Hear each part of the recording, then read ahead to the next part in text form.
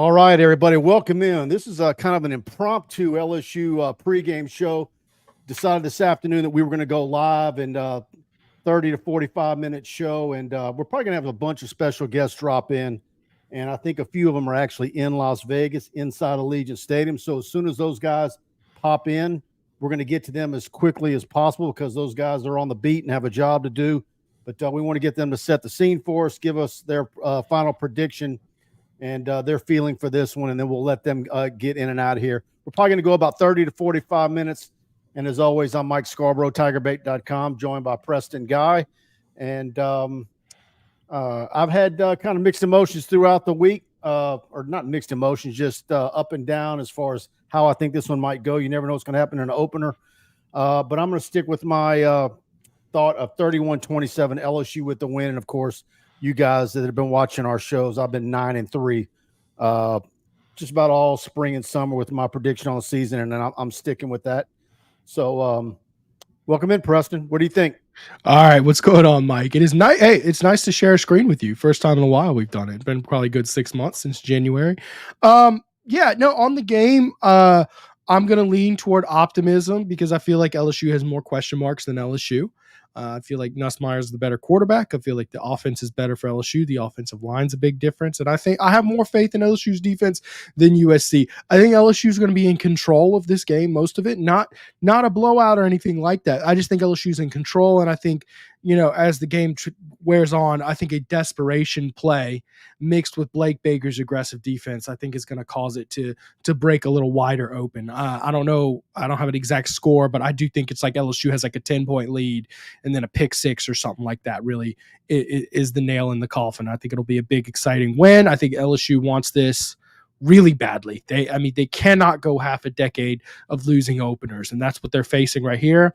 They really want a big one tonight, and I think they're going to get a big one. I also went 9-3 for the season. I wanted to go 10-2. I didn't get to see the defense progress as much. They were rapidly improving throughout fall camp. If they continued to improve as much as I was seeing them improve, I think 10-2 is very doable. But I was a 9-3, whereas I feel like you were shading closer to 9-3 or 8-4, whereas I was a 9-3 or 10-2. I don't want to throw a wet blanket on things. Brian Lazar's Monday column kind of, look, you can pick numbers of years to make your argument. Right. He chose 12 years. LSU has one 10-win regular season in the last 12 years, and that was 2019. Yeah. So I'm not talking 10 wins with the bowl win. Right. No, 10 regular season wins. Right. It is rarer than you think. Yeah. But the thing is sometimes they'll go 12-0 sometimes. So it's also the other side of that. In fact, since 2000, I tracked it up the other day. LSU's only had 5 10-2 regular seasons since 2000. It's actually kind of, or I should say 2 loss regular seasons, because that actually is back in the 11-game seasons, believe it or not. So it's a little rare. And I'm going to tell you the biggest reason why I shaded back down to 9-3, even wanting to say 10-2. I actually compiled my preseason records of TigerBait.com since I started in 2019. And I'm actually about a game over. So I kind of accounted for my own biases in that. And I kind of said, let's go back down a notch because, obviously I have a track record of being a little more positive than I should. Well, I think it's kind of like this. To go back to what I was saying, if you're going to say 10-2, you have to have a whole lot of things go your way, and like an easy schedule. Look, there's been some very elite LSU football teams that have gotten to 10 wins, and they didn't have the deficiencies that this LSU team has. However, I think some of that can be offset by the fact that, like we've said over and over for months, this LSU schedule is very favorable. You just got to win this one tonight. This one is vitally important. So let's dive into some comments. Look, we got a lot of folks in here, and I want to welcome everybody in. Please, if you're enjoying the show, hit that like button. And if you don't mind, share a link to the show on your social media feed or text it out to your fellow LSU friends and have them join us if they're able to. Big LSU contingent. I know, like everybody that's watching the show, if you're watching your Facebook feed, it seems like everybody is in Las Vegas. And if you're not there, you're kicking yourselves. Yeah. I was telling Preston, we had a sponsor all lined up that was going to pay for a good portion of it, and we were going to go, and between the logistics and last minute kind of nixed it. But I was telling Preston, man, I'm kind of regretting it right now. But anyways, all right, let's dive in. Andy Whitaker on board, one of our longtime TigerBait subscribers. 34-20 LSU. My factor in this game is Bo Davis. I think he's going to have the entire defense fired up. That'd be nice. T-Roy Entertainment, go Tigers. Glad to have you with us. Daniel Glenn, nervous optimism on my back patio in Northeast Alabama. I think Baker sends a posse after Moss all night. We'll take our lumps, but it just means more year 3 under Kelly. And he adds 31-25 is his score. Hal Jubin thinks it'll be close for sure, and definitely the under. Yeah, how many people? It looks like a lot of people, based on some of the scores, are taking the under, and that's where I'm at. That's what I just noticed is a lot of people are going the under, and I don't know. I think LSU hit the over in every game last year. But because of that, Vegas is probably adjusting, and maybe LSU's defense is a little ahead of the curve. We'll see. Heather Estes, hope we win. Slow pitch 0-1, let's go. It's game day, says Fat Boy Slim. And let's blank go. LSU, we're back to whip some A and take some names later. 49er fan for life. Big Cojones Kellis, we made it through another all season. Let's go, Tigers. Welcome in, BFF. And Carl Dunn, it's actually Carl Dunn's birthday today. He's 58 years old. Happy birthday, Carl the Cat. And Big Cojones Kelly, happy game day, Mike, Preston, and fellow Tiger BFC. I beat you to it, Big Cojones. There you go. Blair Barbier, we need to win next year. Won't be an easy to open it. Yeah, it's like, man, here's the thing. You just know if this one doesn't go right tonight, Verge Osbury is going to be getting hammered tonight in our post-game show and all week, and people are going to be wanting Akron and Furman to open the season for a period of time. Ann Oye, one of our best, and we love having her with us all the time. Gives us a let's go. And Wendell Norman, go Tigers. Mark J, also another one of our regulars, one of our great posters, let's go. And we gave our prediction earlier, Wilt and Hal, Tigers victory 34-30. I think a lot of people are in that range. Another under. Yep. 67 is just a lot of points, man. Yep. Especially with both teams emphasizing defense in the offseason. Oh, yeah. I mean, look, I think both teams are going to give up some big plays here and there. But I think they're both going to want to put their best foot forward. I don't know that it's going to be like Georgia and Clemson yesterday where it takes a while. But I tend to think the under. But by the way, that number that Vegas gives out for the over and under is in the right spot. I mean, it seems pretty rich to me, and based on what everybody's predicting. Basically, to hit that, a team's got to get 40, and I don't know. It could happen. And honestly, if one of these defenses does not improve, okay, one of these teams is hitting 50 based on what we saw last year. So just keep that in mind. By the way, you were talking about an easy opener. Do you know who LSU opens at next year? Clemson. Yeah, they go to Clemson, to the fake Death Valley. It's a home and home series, though. But see, LSU always gives the other team. That's one of Verge's signatures is when he does do a home and home, he lets them have the first game. Yeah, and then gets the return. Yeah, which of course LSU did not get the return from Texas because of COVID. Do you have any logic behind that? You think of? Like, do you know why? I think probably he. If it's going to be a 2-game series, if it's going to end up being a split, you like having the last game, you getting the win. But I do have some thoughts on this. I wonder if, and obviously this was scheduled far before the announcement of the playoff, but maybe in anticipation of the expansion, will there be more true home and home games in college football? I think one of the biggest problems we've had is there's too many neutral site games for the rare marquee out of conference matchups, and we don't get LSU in Death Valley. We'll get like LSU versus Clemson in Atlanta for one game. I think we need more home and homes in college football because that's going to be an awesome series.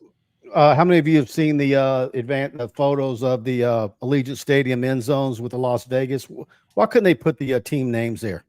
I think that I don't like the looks of those end zones. That could just be me. A lot of sparkles on them. Yeah. Irv from Cattle. Let's go. Cattle Lake. I've always wanted to fish up there. And gives a win-win-win. Is Buddy in Vegas hitting the slot machine? No, he is not. I was going to send him the link to join the show, but one day I'm going to show him how easy it is for him to log in remotely and join a show. But he, of course, gave his prediction on Wednesday night. Well, what was his prediction? Tell the people, Mike. What it was 9-3, wasn't it? Wasn't he also 9-3? 9-3. Yeah. And Edo, the bus is ready, said Edo, the Nuss bus driver. I wonder if music's going to come in here with his Nuss bus chant. Just win, baby, says Carl the Cat. 31-17 marked Jay. This is roughly where I'm at. Yeah, List is new, says Chance Babb. Yeah, I think we've done a few of them here and there. And it was just something earlier today. I'm like, we're going to talk about it early. I got a good comment. Go ahead. I'm going to just put this up on screen. I didn't mean to cut you off. I'm sorry. No, go ahead. Go ahead. Put it back. Is Chris Hilton playing tonight? All right. Here's the latest. He's listed as a starter on the depth chart, but pictures are coming out of him in street clothes on the field. So probably not is the answer. All right. And I see John Eads from WFB logging in, just waiting for his video to show up, and then we'll patch him in. Yep. Let's see. John's a good guy, man. See if we can get this video rolling. Yeah. I think he's holding down the fort at the studio. Jacques and is he? Yeah, there he is. There he is. All right, let's bring him in real quick. All right, John, what's up, man? Can you hear us? Hold on, you're muted. Check your settings. Try me now. No audio, John. Look, there's a settings bar at the bottom. Hit the settings bar and then check your audio. Yeah. But yeah, look, this is the most dressed down I've ever seen John. I usually see him in wearing something preppy. He's got an IMG Academy shirt. IMG Academy, man. That's pretty lit.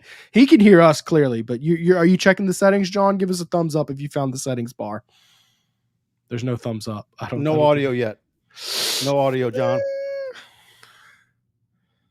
All right. We might have to kick him out and try again later. Are you just use your iPhone, John? Yeah. I mean, the phone works for it. Sorry about that, guys. We'll get him back. Yeah, Travis Wilburn. It is a vital to win tonight. I agree. All right, Mike, do you think this is the biggest must win on the schedule this season? I think look, I think it's just, I don't want to sound like a coach or some cliche, but it's so important because if you lose this game, you've got almost an entire month of a sour taste in your mouth because there's nothing on the schedule that can get that taste out of your mouth until Ole Miss comes to town. And so that's why I think it's a must win. All right, let's try Eads again. Looks like he's on his phone now. John, can you hear me? Yeah, I got you. I've had such a bad string of figuring out a computer camera and audio recently. You wouldn't even think I work in this industry because we use much more advanced equipment than that. It's like the second straight live stream I've joined where I haven't been able to freaking figure out the camera and the microphone. So hopefully Jacques not watching. I don't think he is. All right, look, hold on 1 second. I got Chris Gordy down on the field, John. Let's pull him up. If someone's in Vegas, I want to get him in quick. And there he is, Chris Gordy. What's up, buddy? What's up, fellas? Hopefully you can hear me all right. A little loud down here with all the bands going, but awesome atmosphere, man. Las Vegas has done a fantastic job so far with this event. Talk about set the stage for us. I know I'm sure you've seen the concourse, but are you buying that it's going to be 60% or more LSU fans? Well, I just had to fight through the crowd at Mandalay Bay. I mean, you couldn't get near a bar. It was so crowded. I mean, LSU fans, I said about 10 to 1. I mean, a lot of USC fans showed up today, but I mean, it still should be 10 to 1 LSU fans, USC fans. It has been just a mob of purple and gold. I'm looking over to this direction. There's some USC fans over here by the band and that sort of thing. But yeah, I mean, it'll probably be at least 60%, if not close to 70% LSU fans. When did you arrive, and what's the party been like? Have you been partying a bit? Yeah, I mean, we've been here a handful of days. Gosh, I don't even remember when we got here. I guess Thursday. But yeah, everywhere you go, it's LSU fans. Now, I will say, it was the same thing last year. Went to Disney World, and everyone went around Disney World. It was purple and gold, and LSU fans saying, go Tigers, go Tigers. And then we get to the game, and it was 70% Florida State fans. I'm like, where the hell are all those LSU fans that we saw all around Disney? So I think this is a little bit different. I think if you made the trip out here to Vegas, you're coming to the game here tonight. And yeah, man, I'm looking. I mean, this whole section in front of me, it's all purple and gold. Three sections deep. All right, Chris. We've already seen that Chris Hilton is in street clothes, so he's a no-go for tonight. Set the stage real quick, and any final thoughts and predictions on this one. How do you think it's going to go? Yeah, I mean, this is the game where the other guys are going to have to step up. I've heard C.J. Daniels as a hot pick of a guy that people think is going to have a huge night. Obviously, missing Chris Hilton's going to hurt a little bit, but this is where guys have to step up. I mean, Kyron Lacey has got to come out and prove he's that guy last year. There was still too many drops from him a year ago, so you want to see that cleaned up, and you just want to see a clean offense executed. So many people I talked to said they think LSU's going to try to run the football and go ground and pound, play keep away, run that clock, and get out with a low-scoring game. We'll see, man. I mean, it'll certainly be interesting if they do that, and they're able to run the football effectively. It's Caleb Jackson and those guys. Yeah, come fourth quarter, you hopefully worn down that USC defense, and you're just getting 5-6 yards a clip. So it's going to be interesting to see. I mean, the USC people I've talked to said they still think it's going to be a shootout, something like 31-27, 34-31, something like that. But I don't know, man. It's going to be very interesting. If LSU's MO is still to run the football, I think that clock runs. And we go back to last weekend. Georgia Tech FSU was 7 possessions for each team. Man, if you go 3 and out on 3 of those, you really only have 4 possessions to score. So yeah, we'll see how this one plays out. But yeah, I'm certainly excited to see Nusmeier. Just watch him a little. Looks great, and excited to see what this offense looks like. So you're going 31-27. That was my prediction. Yeah, that's nice. I picked LSU last 2 years, and FSU won. So I picked USC tonight. Go reverse kicks, right? Oh, so you're saying USC 31-27. Yeah, but it's still reverse kicks, right, Mike? All right, I know what you're doing. By the way, what we do know is that Allegiant Stadium is wired to the hilt for Wi-Fi. I don't know if you're plugged in with your iPhone on this show right now, but you look darn good. It shows how well connected that stadium is. That's awesome. Yeah, I literally are just on the tripod, not plugging in anything. So great stuff. Glad I could jump on with you guys, give a little first-hand count here down on the field. And awesome. Chris Gordy, Locked On SEC, man. Thanks for joining us, and that was good stuff, man. And we need to get you back on here soon on TigerBait. Thanks, guys. Appreciate it. All right, bud. Enjoy it. All right, man. Go ahead, Eads. Sorry about that. I want anybody who's in Vegas, we want to get them on early. Oh, yeah, for sure. What do you want me to talk about? Yeah, where were you at when we interrupted you? I'm sorry. Well, I'm actually not working tonight. Kevin's holding it down. So this is one of those rare days where I can watch LSU and I don't have to worry about, cutting Jacques' highlights, Darren's highlights, and then writing these scripts and all that. So I'm excited to really sit down and unpack every play, see how Blake Baker's orchestrating things and seeing how that offense moves with Joe Sloan and all that kind of stuff. I'm fascinated. I'm so excited just to see if all the things that we've seen in fall camp and in the spring are actually going to carry over into the game, like tipping passes, getting pressure, Nusmeier's decision-making, Caleb Jackson's running ability in the open space, how much this offensive line will and could dominate in this game. I'm just excited to see if everything that we've talked about and tried to sell the fans on, not sell, but share with the fans that we've seen actually comes to fruition.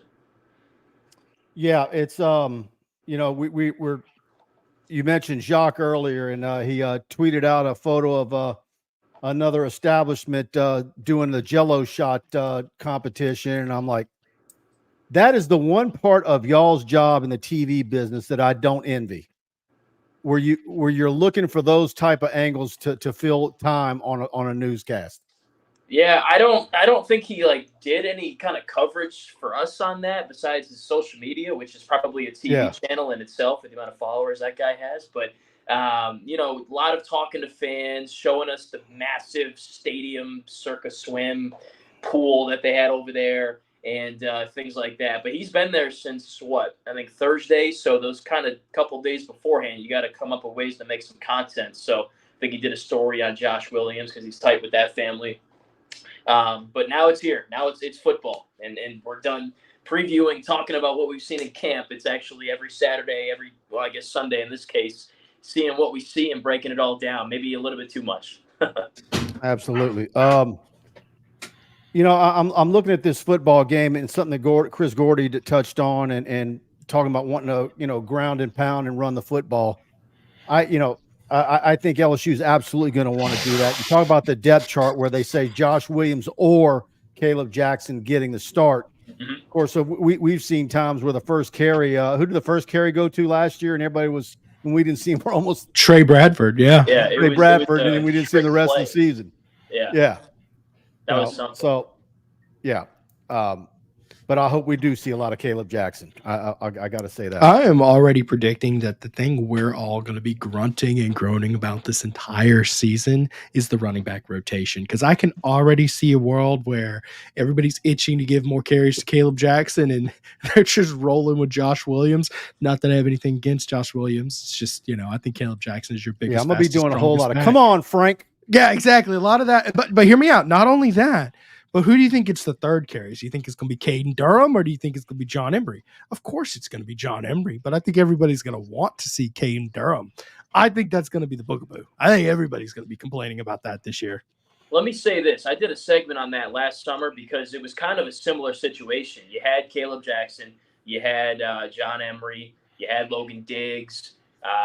What was that one guy's name? Armani Goodwin. Like, there were so many running backs that they had that they could use in a game and that had played before. But Logan Diggs ended up being the RB1, and he didn't go for some crazy amount of yards because Jaden would take off and run most plays.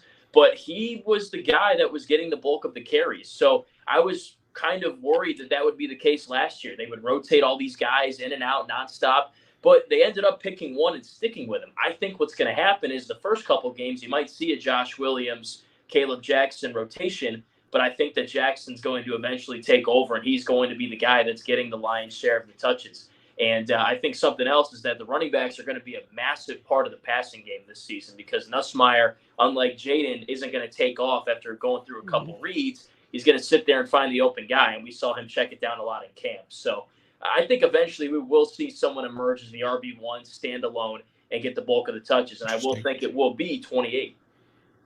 Yeah. All right. I need to hear from Genesis of Lafayette. And if you guys are enjoying the show, again, please hit that like button. And let's hear from the guys over with the biggest Genesis dealer in the state of Louisiana. Got a brand new attitude, like bing bang boom on a pink balloon. Like I just do what I want to do. Like ooh, brand new.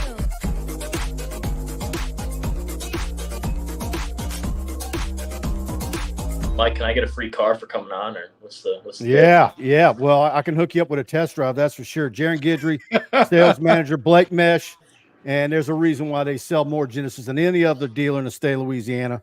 And for the very best buyer experience of a new luxury SUV or sedan, call them toll-free, set up a test drive, 877-856-2961, and please tell them TigerBait referred you. And I heard a little ding. And look who's joining us right now. I'm going to wait for him to sit down. Yeah, give him a second to get set in before we throw him up on here. John, have you made any formal season predictions so far? I haven't made a season record prediction. I kind of went maybe a little too hard on the high school football this summer and didn't take enough time to, gear up for the season. But I did make a game prediction, which is on the record. I said 38-31 LSU wins and covers tonight. So I can tell you that much. And I think I said on Buddy's radio show 10-2 this year for LSU, and they sneak into the playoff. Interesting. All right, let's bring in Koki. Koki, what's up, man? How's it going, guys? This guy. All right, man.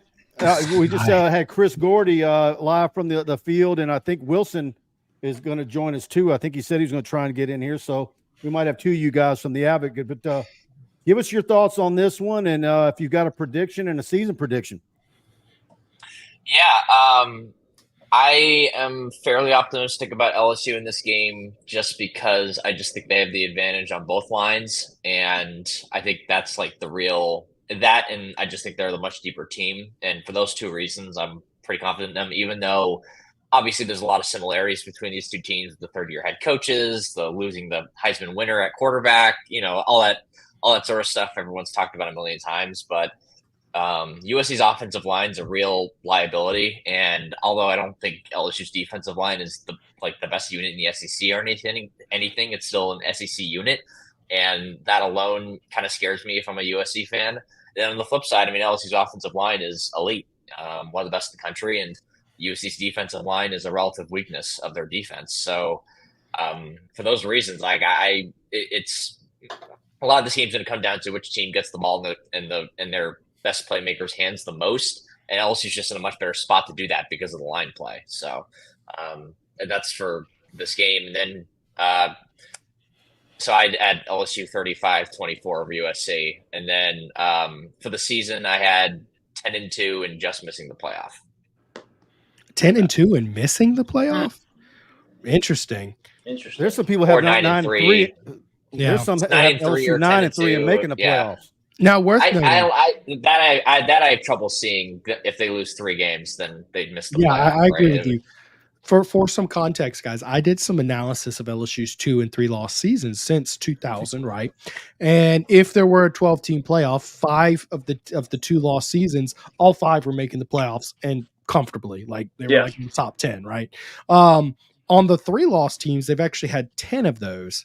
Only 2 would have made the playoffs. You got to do something pretty impressive at 9-3. And by the way, I look at this schedule and I ask myself, okay, is there room for an impressive 9-3? And the answer is not really, because you got to you're either going to have 3 ugly losses, or you're going to have, you're not going to have 3 impressive wins that you needed from those. So, because you would have schedule.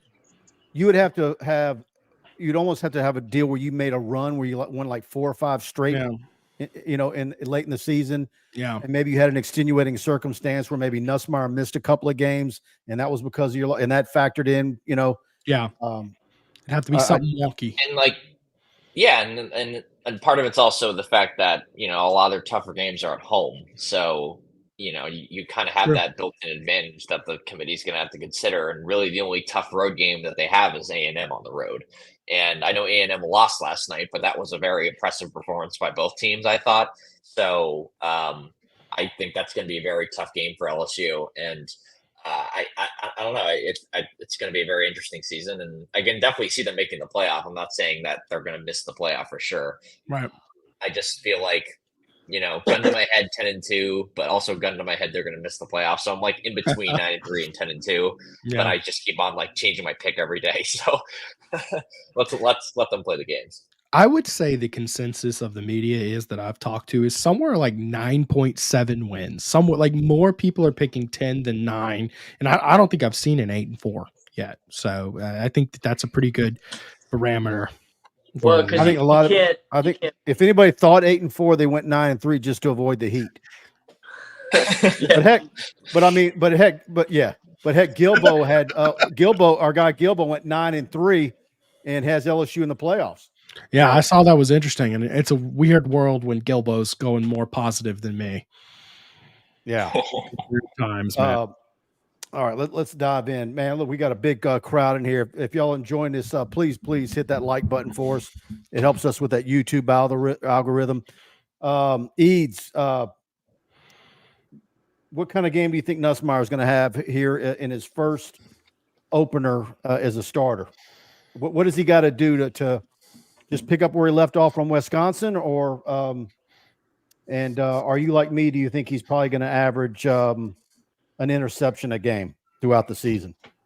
I could see that happening. I think what he needs to do is captain the ship. He doesn't need to play outside of himself, because I think they're going to have the advantage up front. We all agree on that.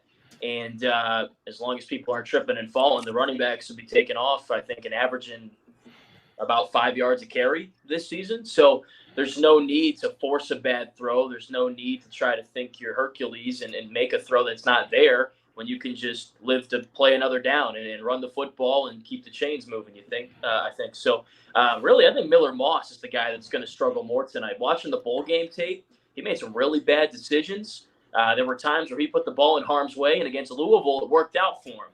Louisville's DBs didn't make plays on the ball that they could have. I think LSU's DBs, we've seen it all camp, Ashton Stamps, Sage Ryan in some spurts, J.K. Johnson, if he gets in, can make plays on some of these poor decisions and 50-50 balls. I think LSU's going to pick them off twice tonight. But to answer your question, Nuss has had his moments too. I could see him averaging around an interception a game. And that could really hurt them this year because it's not like last season where you've got at least 10 possessions a game. I think it's going to be a lot more of a shortened game this season, the way they're going to play offense. Yeah, Koki, you might disagree, but or agree, but I can see him having a couple of games where he has no interceptions, but then he's going to have a couple where he has 2 or 3. And overall for the season, he probably averages 1 a game. Yeah, I can see that. I mean, when you just say it out loud like that, it's like, oh wow, he's going to throw a pick every game, when that's probably not going to be the case. Like he might not throw a pick next week against Nichols. Basically, he's saying 12 picks. He's saying 12 picks. Yeah, that's not that bad, honestly. That's not too crazy. Yeah. I mean, you're spoiled. You're not including the. You're spoiled rotten because of what like Daniels did last year. Yeah, I mean, there's nobody's expecting that.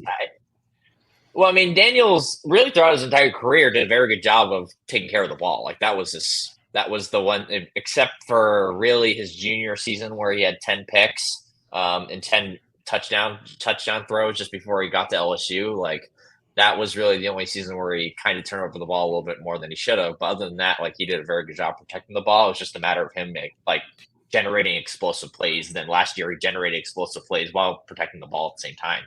So that's how you got a Heisman winner.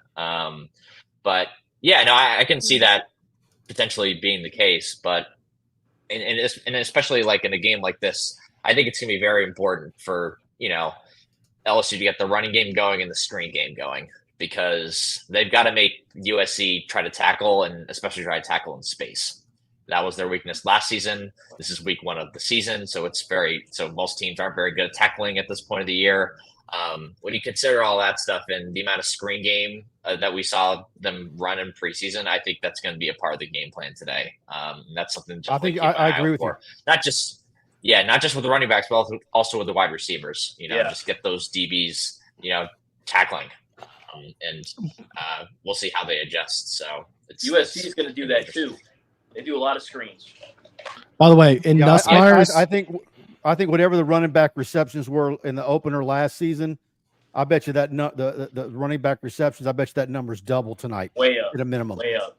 And tight ends too. That screen games can be huge. Yeah, the screen games can be huge for USC too. I mean, Woody Marks, their running back, transfer from Mississippi State, is the all-time receptions leader at Mississippi State.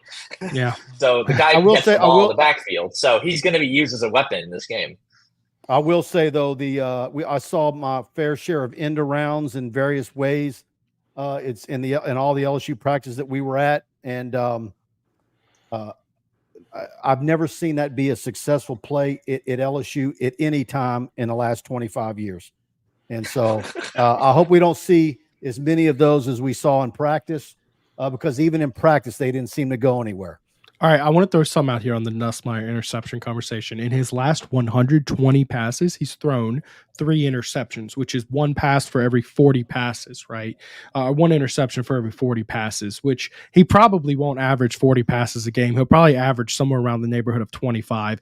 I think he is under 10 this year. I think he's going to throw about 8 or 9, something like that, which, I think that's pretty good. I've been very candid. I expect a big season from Nusmeier, even though you want less than 8 or 9 interceptions. I think we're loading a 3,500 yard season.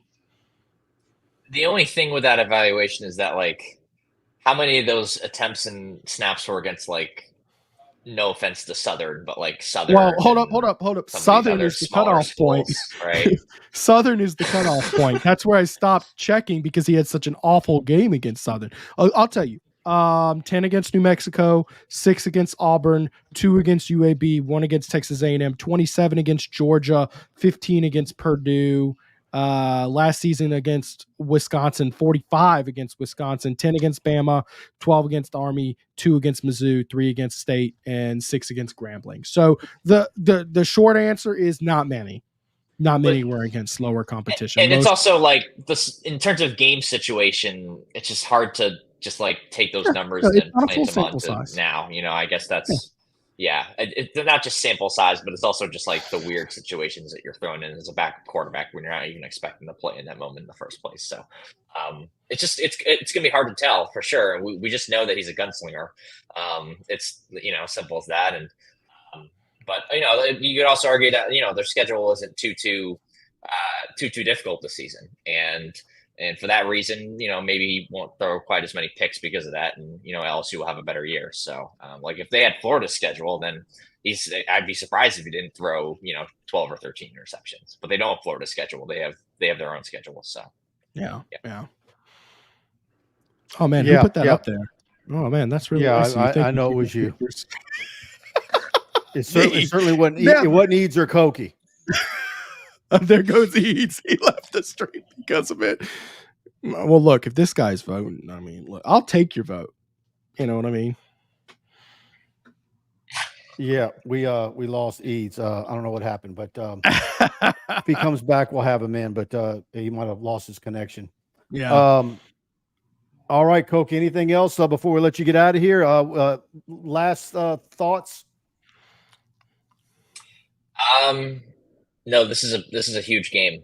I think if LSU wants to make the playoff, they kind of have to win this game just because of how you look at the rest of their schedule as it shakes out, right? Because it just gives you the margin of error you need for if you lose to say Ole Miss, or you lose to say Alabama, or even A&M on the road, which I think is going to be a very tough game for them.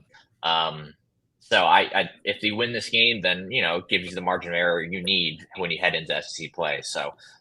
And also, like, I think this USC team is there's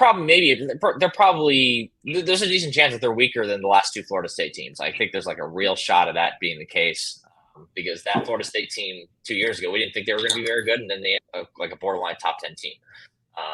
And then Florida State last year obviously probably should have made the playoffs. So it's going to be really interesting to see how this all shakes out. All right, Koki, tell them how to find you on X and what you've got going on. And, of course, Koki's got the LSU baseball beat. We even had Jay Johnson this past week. I was joking how they stacked everything on us this past week. I was waiting for Mulkey and Beth Torina to actually hold press conferences the week one. Eads is shaking his head. That really put the heat on all the TV stations. But, what you got coming, Koki? Just continuous football coverage, monitoring baseball as we head up to the start of fall practices in October. So it's going to be a lot of fun. So, and you can follow me over on X at Koki Riley. So, yeah. Appreciate you, Koki. All right, man. Thanks for joining us. Guys. All right, Koki. Have you back soon. Eads. All right, bud. What's up, man? You need before you head out, any last statements? Yeah, my phone died there. That's why I hopped off. It was not the Preston for President thing, I promise. I could fully endorse that for sure. Last thoughts. Yeah, I'm excited to see which defensive coordinator. Really, it's kind of funny. This game is a game inside of the game. It's Blake Baker against Danton. I hope I'm saying that right. Danton Lynn, however you say it, USC's defensive coordinator.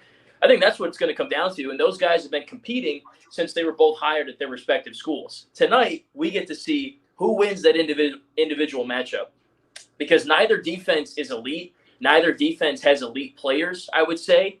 And the collective is, it's okay. I'd say it's pretty similar. I'm excited to see which group of the position coaches and the defensive coordinator has their guys more prepared and the system most simplified and digestible for these guys to come out game one and put together a good product. The offenses are both going to have their moments. They're both pretty comparable, I would say, in some respects. I think LSU has the offensive line advantage for sure, obviously. I think they're both going to put up some points, though. What it's going to come down to is which DC wins head-to-head, and I think Blake Baker will when it's all said and done. I agree with you. All right, bud. We'll be watching on AFB, and tell them how to find you follow you on X. Yeah, at John Eads, WAFB, like Koki, cover baseball, football, all that stuff, and fill in the cracks where Jacques can't. So that's what we're here for. But, yeah, excited for the game tonight. Thanks for having me on, and we'll we'll see you guys at some press conference soon. Hear Jay Johnson talk for another hour about a lot of great stuff. All right. Thanks, Eads. Appreciate it, bud. Likewise. And just as we've got him coming out. All right, look who we got. What's up, Wilson? Hey guys, can you hear me okay? It's a little bit loud in here. Yeah, man. Thanks for joining us. I was we had Chris Gordy on earlier. He was down on the field, and I was remarking about I had followed the building of Allegiant Stadium and how it was you could wrap the earth 4 times with the amount of cable that Cox used to wire that place. So I know the Wi-Fi is fantastic in there. Your video looks fantastic. I'm sure you're using the webcam on your laptop, but so we know the Wi-Fi is working good. But set the stage for us. What are you seeing, and talk about what you think the makeup is? It's 60% LSU fans in the stadium. You know, it's still filling in. There's a lot of open seats, so it's hard to get an exact sense of what that crowd split is going to be like. But as people are coming in here, you're seeing a heck of a lot more purple and gold than you are USC colors. I had kind of just given it a gauge just when sitting here. I mean, I feel like it's going to end up maybe being like 70-30 LSU, maybe even getting close to like 80-20. It is going to be a very pro LSU crowd by the looks of it. We've seen that all, throughout this sort of weekend in Vegas. LSU fans everywhere, and you rarely see somebody in USC colors. LSU is kind of taking over this town a little bit, as much as you can Vegas anyway. Prime example of it just means more. Yeah, exactly. They traveled well. I mean, we know LSU fans travel well. And it's used to come to Las Vegas and watch a football game. A lot of people took advantage of that. Yeah. Chris Hilton in street clothes, correct? Yes, he is officially out for this game. So expect Kyle Parker to start at wide receiver. No other injury updates really at this stage. Looks like, I can see Nathan Dybert walking around out there right now. We saw him maybe be kind of limited in the preseason. It'll be interesting to see, who does kickoffs. Just because we didn't get a sense of that in preseason camp. He's coming off that knee injury suffered against A&M last year, but he's dressed out right now. There's really no other injury news for LSU. It's just Hilton. Everybody else looks ready to go. How does Miles Frazier look? You zeroed in on him a little bit? Yeah, he was going through warm-ups before the team. The team hasn't come out yet to do full pad warm-ups they do about 45 minutes, hour or so before kickoff. But he was going through everything in shorts and a t-shirt like all the rest of the linemen. He looks fine. He's been practicing throughout the week from what I understand, and so he is no limitations there. How do you expect this one to go? And your keys to for victory for LSU? First key is a basic one. Got to win up front on the line of scrimmage, especially on offense. If LSU is running the football effectively and able to limit USC's possessions, then I think it's going to win. I still think that both of these defenses are going to have some issues at times, especially in a season opener when things can maybe get a little bit clunky. But just coming off of what we saw last year. But I feel like if LSU is able to do that, and I think that it will do that, I think it'll win. I think I've got LSU 35, USC 30. Exciting game that comes in down to the fourth quarter, but one that LSU is ultimately able to win because of that differentiator on the offensive line. I think first one I've heard coming close to that over-under, by the way. Everybody's hit the under so far. You're pretty close. Right 34-30, 34-30, 31-27. Everybody's in the same ballpark, but it seems like 95% of everybody's picking the over-under or taking the under. Yeah. I think I'll take the over. I guess even if it's just by a smidgen, I'll be the lone man out there and take the over. I won't place a bet on it. I don't trust myself on that one, but I will take the over. I feel like both these offenses are still going to be pretty explosive. And while these defenses might both be improved, I don't think it's enough to hit the under. We'll see. Talk about the facility real quick. How does it compare to everywhere you've been? You've been in some NFL stadiums. A lot of elite college facilities. What do you think of it? I mean, it's pretty awesome. It reminded me kind of walking onto the field a little bit of Mercedes-Benz in Atlanta. That's one I've been to a few times now and been out on the field there. The sort of lead-in into Mercedes-Benz from the field is longer and more built out. This one's isn't quite like that. But parts of it sort of make it feel like that with the Dome Stadium and all that. Where we are up here in the press box almost feels a little bit like NRG in Houston. They got the press box way, way up for the top. But it's a stadium that I think it's going to get pretty loud at times, even with a neutral site. And you can tell it was built recently. I mean, that's the other big takeaway is really just everything's really clean and one of those brand new NFL stadiums. It's a good place to watch a game. That's for sure. A lot of it, Neutral. You've been to Jerry. Go ahead. You've been to I was gonna Jerry say, World, right? How's it compared to Jerry World? I have not been to Jerry World. I've never had the chance to do that yet. I was just going to mention, though, people might notice this on the broadcast. Right behind the LSU end zone, there's all these sort of like mixed, premium seating with like couches and all this kind of stuff, like right in the end zone. It's sort of you got a lot of LSU fans in there for this game. That might be something people pick up on TV. Go ahead, Preston.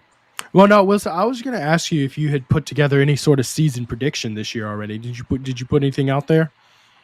No, I didn't put anything out there, I guess. But in my head, just sort of mulling it over the last few weeks, I feel like this is a team that'll probably go 9-3. That's kind of my gut feeling. I just think it's got some issues at different spots on the defense. I think it's just going to come down to how well they play in close games. I think they're going to play a lot of close games. And if they're able to actually execute in the fourth quarter in those, then they probably maybe they go 10-2. If they're not, then maybe you're looking at 8-4. I think this. I don't think this is a team that's going to blow out anybody. We're not going to get like a Georgia Clemson result like yesterday from this team. So if they're playing in a ton of close games, it's just going to come down to how well they execute in the fourth quarter, and it's hard to do week after week. And so I just feel like it's a 9-3 season again. Unfortunately, I know that's not what LSU fans want to hear at all. But if things go right, they could win 10 games, but that's going to be difficult. Well, I think it depends. Go ahead, How important is this one? Vital. If you're going to have a 10-win season, you got to win this game. And even just regardless of whatever you want to accomplish, you got to win this game for a lot of reasons. Also, to get the talking point about season openers done with, not that like our storylines matter within the team, but you've heard it from them throughout the preseason. Like this is important for them to win this game. Will Campbell kept talking about that. I was sick of he was USC is coming out right now. Sorry if it's getting kind of loud. But they're Will Campbell, we talked to him like early in the preseason, and he was saying how for whatever reason they haven't come out like crisp in a season opener in his career. And he said, that's not going to happen again. We'll see tonight. I think that's the mindset of this team is they're kind of sick of playing the way they have in season openers, and it's vital to kind of go ahead and start the season off on a good tone. You want to accomplish what you want to this year, you really got to win this game. Yeah, you can still have a good season if you lose, but like it just puts everything on the wrong foot. Yeah, and if you lose, you're heading. You've got an entire month to get that bad taste out of your mouth because there's nothing on the schedule that can, cleanse the palate until Ole Miss comes to town. No, absolutely. Gosh, I mean, South Carolina struggling with Old Dominion yesterday, and UCLA looked terrible out in Hawaii, and those are your other two big games between now and Ole Miss. And so if you don't win this one, even if you go, 4-1 into that Ole Miss game, nobody's still really going to believe in what you can do at that point. And either way, the Ole Miss game is vital. But there's nothing between now and then that would give you confidence in the team. So this is really the chance to do that, to start the season off in the month of September with a positive win. Well, look, man, I know you're busy and got a job to do, but I just want to make note. Preston was looking away, but the president of the Billy Napier fan club walked right behind you a minute ago. Preston wasn't paying attention, so say hello to Glenn Gilbo. I know he's at 9-3 and has LSU in the playoffs, so that's very optimistic. I don't know how that happens, but that's what he put out. I feel like it's going to be tough to be 9-3 and get a playoff spot. It's possible, but I feel like that's kind of tough to see both of those things happening. It's a stretch. How full is the stadium right now? Yeah, no, not that full yet. I mean, maybe you're asking somebody who's absolutely terrible at like gauging these things. Unfortunately, that's like not my strong suit is guessing this stuff. Unfortunately, but I would say maybe 60%, or like 50. There's a lot of open seats yet that still need to be filled, but they've still got 55 minutes until kickoff. So, yeah. Well, Wilson, I just wanted to say man, real quick before we let him go, man. I just want to say, awful news with your wife, man. We're all rooting for you. Got my wristband, keeping it on, man. Prayers for you and your family. I couldn't imagine the strength you're having to show as a new husband right now, but man, I just want to let you know we're all thinking and praying for you, man. Absolutely. I've got my wristband on the set of TigerBait Live. We got it set right behind the Burrow bobblehead. So we've got her. Y'all gonna make me cry in a football stadium. Thank you so much. No. I really appreciate it. We're thinking about you, bud. A ton of strength. So thank you, guys. Thank you. Okay, man. Enjoy the game and keep up the good work. And we'll be following you online. Wilson Alexander, everybody. Thanks, y'all. Thanks, bud. All right.